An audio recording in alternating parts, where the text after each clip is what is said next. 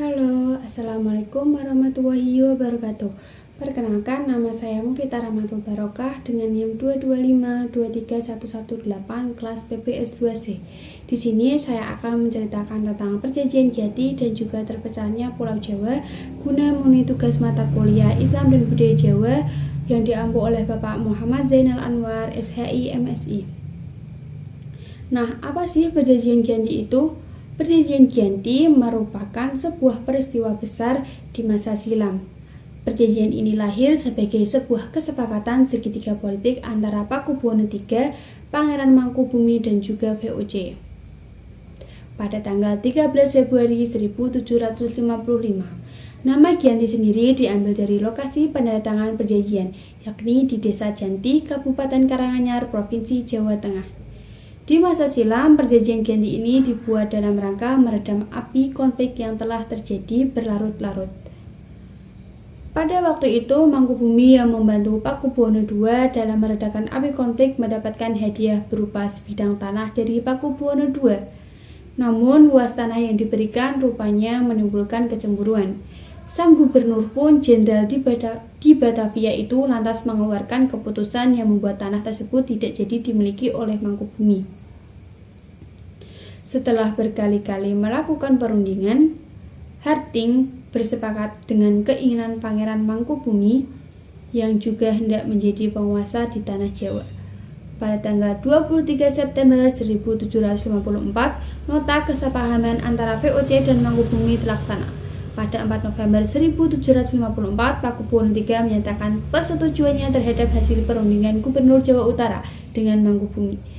Kesepakatan itu mendorong terjadinya sebuah perjanjian besar yang ditandatangani di Desa Giyanti, beberapa kilometer di sebelah timur Surakarta. Penandatangan perjanjian Giyanti ini menjadi pangkal dari terbelahnya tanah Jawa menjadi dua bagian, atau dikenal dengan istilah Palihan Nagari. Hal ini menjadi awal pula naik tatanya Mangkubumi di Yogyakarta sebagai Sri Sultan Hamengkubuwono I dengan gelar Senopati ing Ngalaga Sayyidin Panatagama Khalifatullah. Sejak ditandatangani perjanjian tersebut pada tanggal 13 Februari 1755, lalu kemudian 2 hari tepatnya tanggal 15 Februari 1755 meneruskan bagian aspek atribut keraton, antara lain keris yang menjadi pusaka raja itu diserahkan kepada Sultan Hamengkubuwono I. Yang kedua adalah bahasa. Jogja meneruskan dialek yang disebut bahasa Bagungan. Kalau yang satu ada inggih, yang satu ada injih.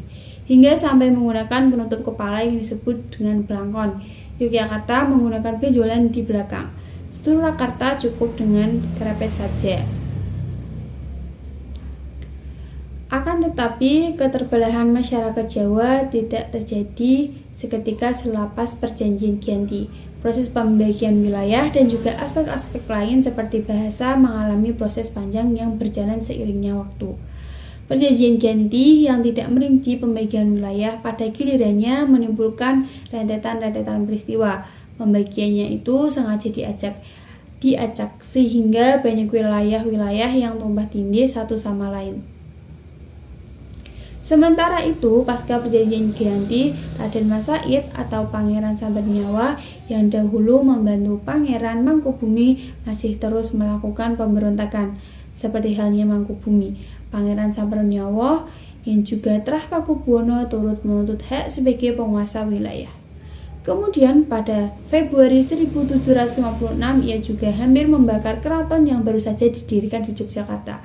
Setelah perang bertahun-tahun, VOC akhirnya menyudahi dengan penandatanganan perjanjian Salatiga pada tahun 1757. Perjanjian ini membuat tanah Jawa kembali terbagi. Pada perjanjian ini disepakati bahwa Pangeran Sambernyawa mendapat sebagian dari wilayah Kasunanan Surakarta, dengan wilayah yang kini dikenal sebagai wilayah Kadipaten Mangkunegaran. Hal ini pun mengantarkan Jawa pada rupa yang beragam.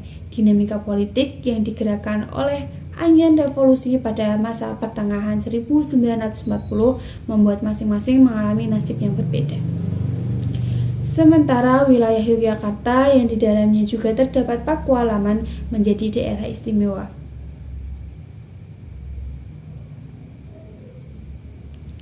Sekian dari saya penjelasan yang sudah saya jelaskan. Terima kasih. Apabila ada kesalahan mohon dimaafkan.